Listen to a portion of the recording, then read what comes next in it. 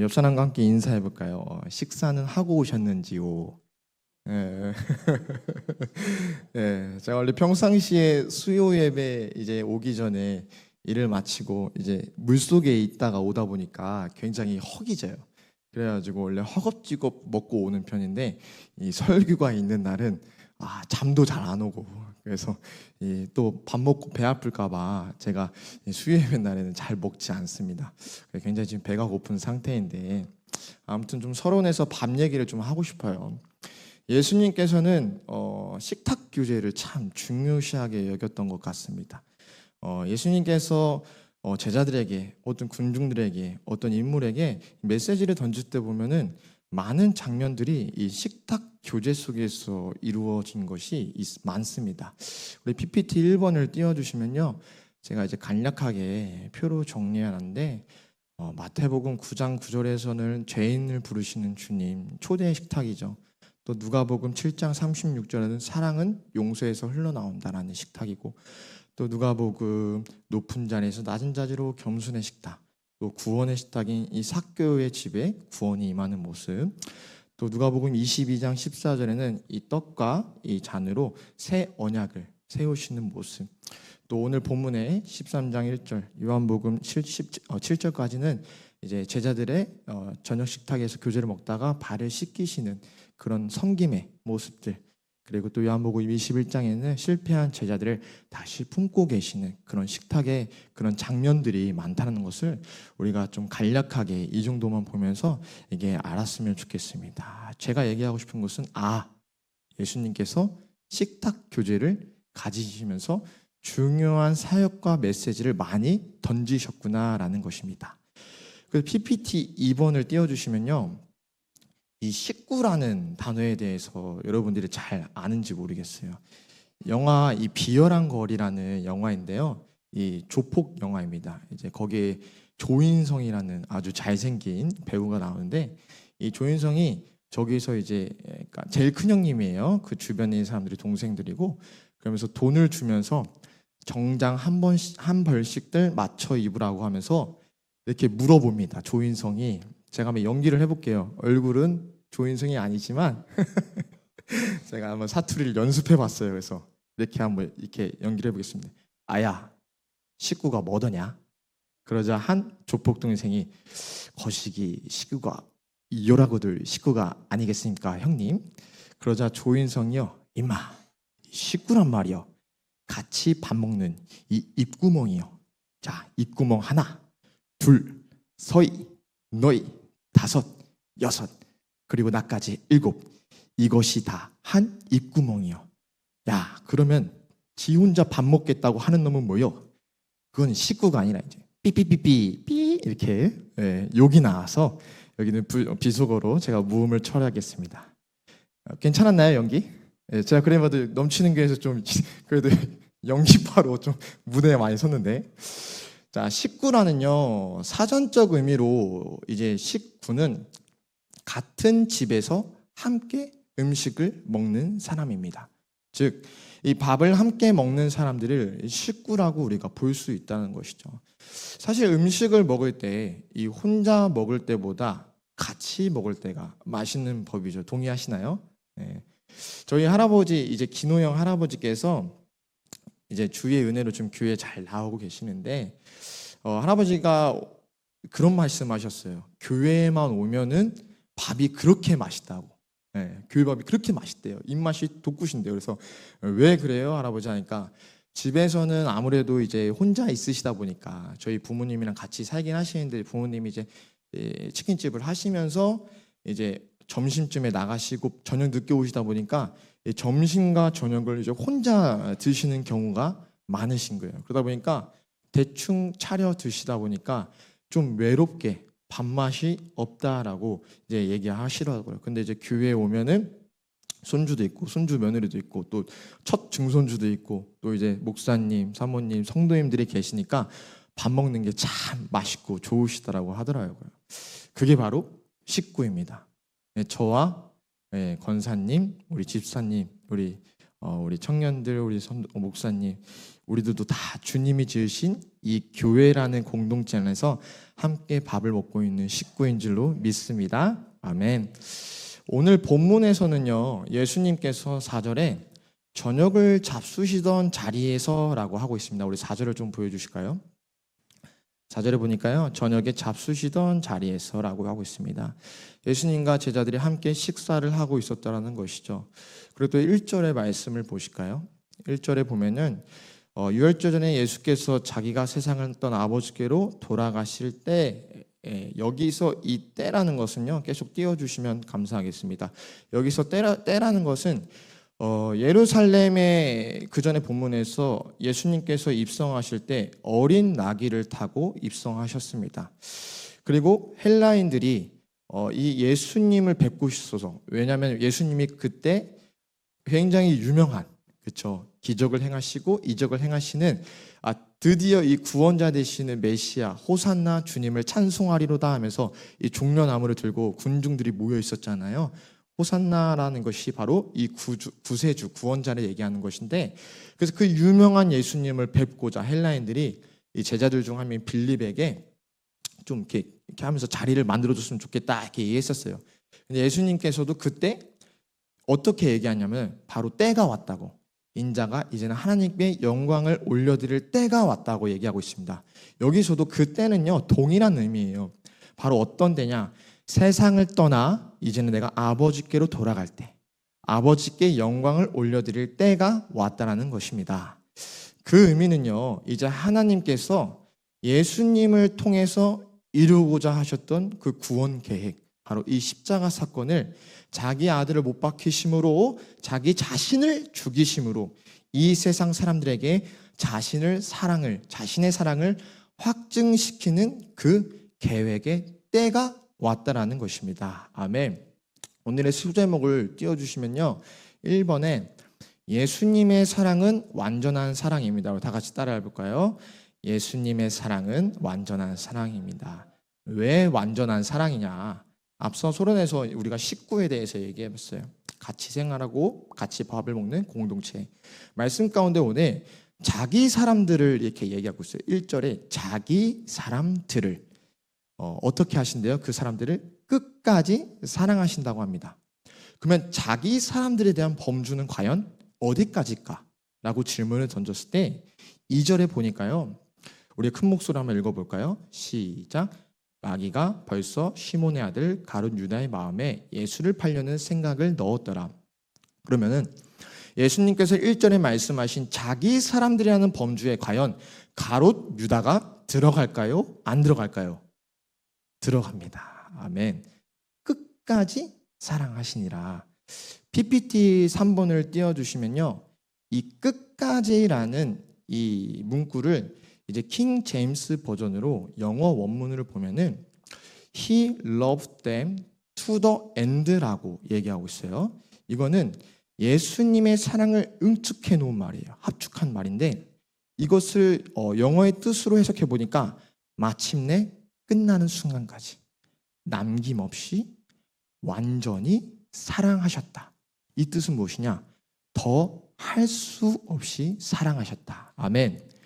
예수님께서 가룟 유다에게, 우리에게 어떤 사랑의 모습을 지금 보여주고 계신 거예요?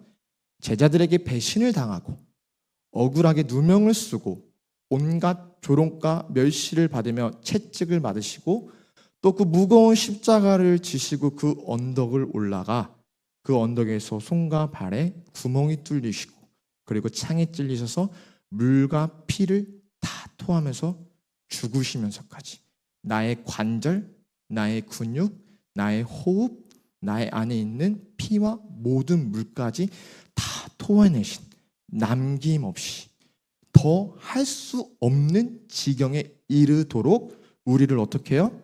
사랑하셨다. 그것이 바로 끝까지 to the end라는 그런 응축된 의미라는 것입니다. 그래서 예수님의 사랑은 무슨 사랑입니까? 1번 제목처럼 완전한 사랑이다라는 것입니다. 부족한 사랑이 아니라 모든 것을 바치신 완전한 사랑인 줄로 우리가 믿는 줄로 믿습니다. 아멘. 그래서 그 사랑 하나만으로 우리의 삶이 만족해질 수 있다는 것입니다. 옆 사람하고 한번 인사해 보겠습니다. 예수님이 당신을 완전히 사랑하십니다. 그래도 옆 사람에게 당신의 이 입이 내 입이랑 똑같은 입입니다. 우리가 식구인 줄로 믿습니다. 자, 2번 우리 소제목을 보면요, 예수님의 사랑은 능력이 있습니다. 우리 따라해 볼까요? 예수님의 사랑은 능력이 있습니다. 이 3절 저녁 먹는 중 예수는 아버지께서 모든 것을 자기 손에 맡기신 것과 또 자기가 하나님께로부터 오셨다가 하나님께로 돌아가실 것을 아시고 라고 얘기하고 있습니다. 예수님은 그러니까요, 지금 집행자의 권한, 그것을 정권으로 지금 위임받았다는 것입니다. 아버지이신 하나님께로 모든 것을 자기 손에 맡기신 것을 지금 알았다고 하고 있고, 내가 다시 하나님께로 돌아갈 것을 알고 있다고 얘기하고 있어요. 여기서 좀 성삼일체 하나님에 대해서 좀 얘기하고 싶은데, 본디 예수님은 하나님과 한 분이심을 믿으십니까? 아멘. 하나님, 예수님, 성령님은 한 분이세요. 다만 그 시대와 시간에 따라서 역할이 달랐을 뿐이지, 예를 들면은 저는 교회에서 좋은 전도사입니까? 아멘, 감사합니다. 조금 살짝 타이밍이 늦어서 제가 당혹스러운데, 집에서는 제가 좋은 남편입니까? 네, 이번에도 좀 당혹스러운데, 제가 대학원에서는 성실한 학생인 줄로 믿습니다.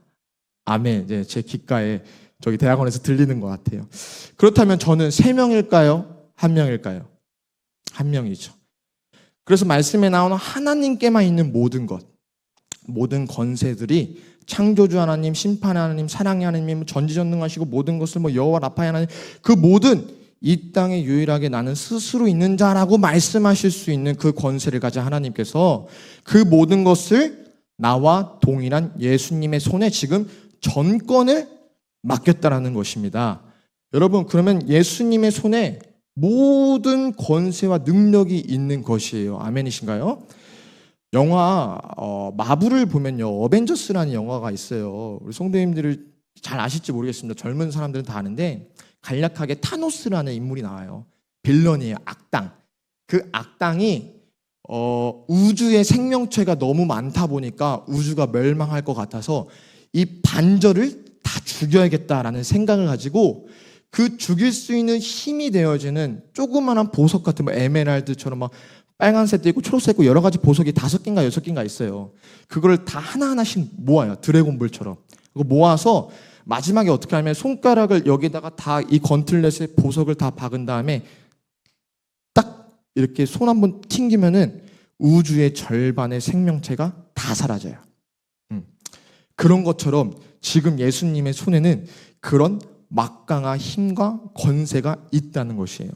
예수님이 지금 마음만 먹고 손가락 한번 그냥 튕기면은 자신을 모함했던 사내들인 공예부터 가룟 유다이건 나를 괴롭힌 사람들 사단 마귀 그냥 다 그냥 한 번에 그냥 다 싸그리 없앨 수 있어요. 아멘이신가요? 네. 근데 그렇게 하지 않은 이유가 여전히 우리를 사랑하시고 아직 돌아오지 못한 영혼들을 자신의 품으로 돌아오기 위해서 이 성경책이 끝나지 않고 계속 이어지고 있는 것이죠. 아멘이신가요? 네, 오늘날까지 이어지고 있는데, 제가 말씀하고 싶은 것은 힘이 없어서, 연약해서, 능력이 없어서 십자가에 달리신 게 아니라는 것입니다. 그래서 그 사랑에는요, 능력이 있다고 우리가 얘기할 수 있는 거예요. 마태복음 20장 28절에 우리 PPT 4번을 띄워주시면요, 이러한 말씀이 있습니다. 우리 마태복음 밑에 있는데 20장 28절 다 같이 읽어보도록 하겠습니다. 인자가 온 것은 섬김을 받으려 함이 아니라 도리어 섬기려 하고 자기 목숨을 많은 사람의 대속물로 주려 함이니라. 그러니까 우리를 멸하시려고 오신 게 아니에요. 우리를 섬기려고 오신 거예요. 아멘. 그래서 일하는 방식, 예수님께서 일하는 방식을 저는 이렇게 얘기하고 싶어요. 예수님께서 낮아지심은 능력이 없어서 우리에게 굴복한 게 아니라 그 능력이 있음에도 불구하고 절제하셨다라는 것입니다. 예수님의 섬김은요, 본인이 열등감과 어려움과 힘이 없어서 제자들의 발을 씻겨주면서 나 좀 잘 봐달라고 이렇게 아붓던 것이 아니라 그 모습은 힘이 있음에도 불구하고 그들 가운데 얘기해주고 싶은 것이요. 내가 너를 사랑한다. 주권적인 사랑을 표현하고 있다는 것입니다.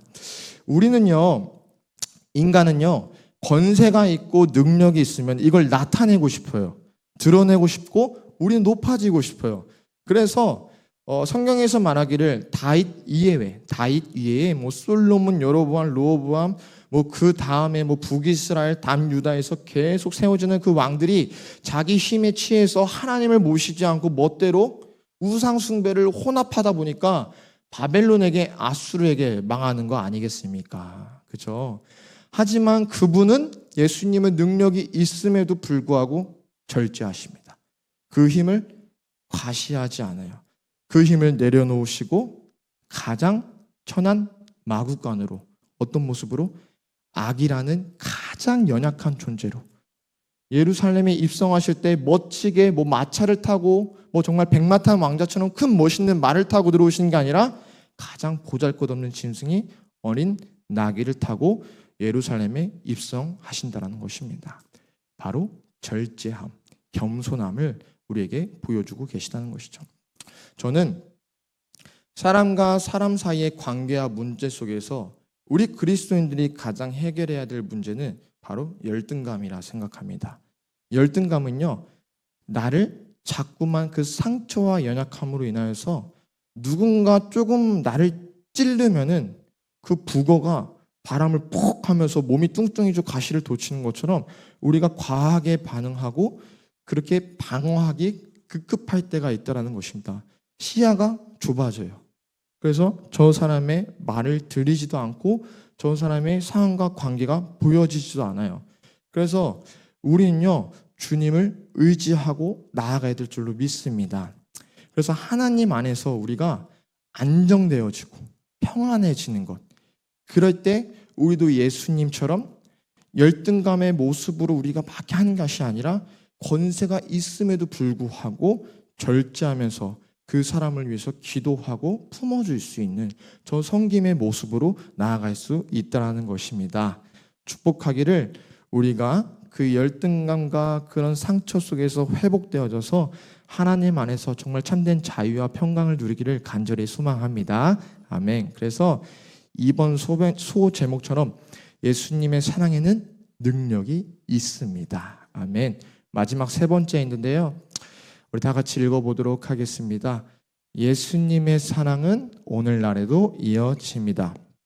마지막 7절에 보니까요, 예수께서 대답하여 이르시되 내가 하는 것을 내가 지금은 알지 못하나 뭐라고 해요? 이후에는 알리라. 아멘. 말씀하시고 예수님이 제자들에게 너희들이 해야 할 사랑의 모습을 가르쳐 주십니다. 절제와 겸손한 사랑의 모습이죠. 어떤 모습일까요? 바로 발을 씻겨주십니다. 사실 이 본문을 저번 주 주일날 학생부 설교 때 했어요. 물론 오늘과는 좀 내용이 좀 달랐어요. 제가 이걸 또 우리 장로님, 권사님 이렇게 맞춰서 우리 또 이렇게 해야 되니까 내가 아이들에게 숙제를 내줬어요. 우리가 부모님의 발을 씻겨드리고 했으면 좋겠다. 사진을 찍어서. 혹은 동생이나 누나의 발을 씻겨줬으면 좋겠다. 그래서 제가 먼저 카톡방에 제가 사진을 찍고 올리겠다 했어요. 그래서 이 실천을 해봐서 예수님의 마음을 한번 느껴보고 배워보자라는 취지로 이렇게 항상 숙제를 내주곤 하는데 뭐 하는 친구들도 있고 부끄러워서. 그런데 제가 이제 월요일, 화요일 지나면서 이거 해야 되는데 빨리 해야 되는데 제가 아침에 이제 새벽에 일 끝나고 바로 아침에 와가지고 아내한테 발을 씻겨줄게 라고 얘기했으니까 아내가 딱 눈치를 채더라고요. 전날 밤부터 이렇게 막 이렇게 설교를 쓰고 있는 것을 보고 있으니까 오빠 또 사진 찍어서 또 컨텐츠로 이게 설교 시간에 쓰려고 하지, 그러면서 딱 한마디 하더라고요. 평소에나 잘하라고. 그래가지고 제가 그걸 실천을 못했어요. 그래서 오늘 또 소망하기로는 우리가 발을 또 아내를 또 남편을 이렇게 씻겨줬으면 좋겠는데 저도 꼭 이 예배 끝나고 씻겨보도록 하겠습니다. 저에게 교훈을 주신 게 바로 평소에도 잘하자인데, 여러분들 우리가 주님 앞에 나아갈 때 정말 이렇게 감정적으로 이때만 이게 아니라 우리가 평상시에 잘해야 될 줄로 믿습니다. 본론으로 나와서 베드로가 아유 어찌하여 제 발을 씻으십니까? 라고 물었을 때 주님께서 이렇게 얘기하고 있는 거예요. 지금은 너가 알지 못하나 이후에는 알리라. 여러분들 한치의 앞도 알 수 없는 게 저희들의 연약한 인생인 줄로 믿습니다. 아멘. 유정사모 이제 할머니께서 지금 이제 오래 사시기도 하셨지만 이제 연약해져서 뭐 육체가, 그래서 사실 이제 의사 선생님으로부터 이제 오늘 내일 이제 준비하시라고 얘기를 들었어요. 여러분들 제가 그 얘기를 들으면서 잠깐이지만 기도하고 묵상하면서 저희 할머니도 또 생각나더라고요. 그러면서 저희 할머니가 사실 이렇게 뭐 사고로 안타깝게 돌아가셨지만 저는 믿고 있습니다. 왜냐하면 할머니께서 헌금 생활도 열심히 하시고 또 매주 주일날 열심히 예배 드렸기 때문에 하나님의 품으로 돌아갔다는 것을 저는 믿고 있어요. 그리고 또 그 은혜로 말미암아서 우리 가족이 또 교회에 나온 것을 하나님의 계획하심이 있다고 분명하게 믿고 있어요. 여러분들 제가 얘기하고 싶은 것은 한치 앞도 알 수 없다는 거예요. 화재 사건이 일어날 줄 어떻게 알겠습니까? 그렇죠? 우리들의 인생이 그렇다는 것이에요. 여러분들 주님께서요 우리에게 오늘 이 말씀을 통하여서 이렇게 묻고 싶어요. 나의 사랑을 너희들이 지금 보았느냐? 내가 어떻게 너희들을 사랑했는지 너희들이 알고 있느냐? 너희들이 지금 알진 못하지만 이후에는 너희가 알리라라고 얘기하고 있습니다. 여러분들 우리가 아는 줄로 믿습니다. 그 다락방에서 제자들에게 보여주셨던, 발을 씻겨주셨던 그 예수님의 사랑이요, 오늘날 시간을 넘어서 공간을 넘어서 우리에게 임한 줄로 믿습니다. 그래서 예수님의 사랑은 지금까지도 이어지고 있는 거예요. 하나님 사랑, 이웃 사랑, 이 교회를 통해서 성전된 우리의 몸을 통해서 완전한 사랑을 가지고 능력 있는 사랑을 가지고 알지 못하고 있는 저 베드로처럼 알지 못하고 있는 저 세상의 사람들 가운데 우리가 나아가기를 원하는 줄로 믿습니다. 그래서 오늘 말씀의 제목이요, 이 땅에 발을 씻기자예요. 발이라는 것이 가장, 이 땅이 더럽잖아요. 가장 이 더러운 땅을 밟고 있는 우리 신체 일부가 바로 발이에요. 냄새도 나고 더럽기도 하고 각질도 있고, 하여튼 우리들의 육체 중에서 좀 추악하고 더러운 거예요. 근데 이것을 우리 영적으로 바라볼 때 어떻게 바라볼 수 있냐? 우리 안에 추악한 그 죄가 있다는 거예요. 그 더러운 발이. 예수님께서는요 행위적으로 그 발을 씻어 주셨지만 사실은 이렇게 말씀하고 계셔요.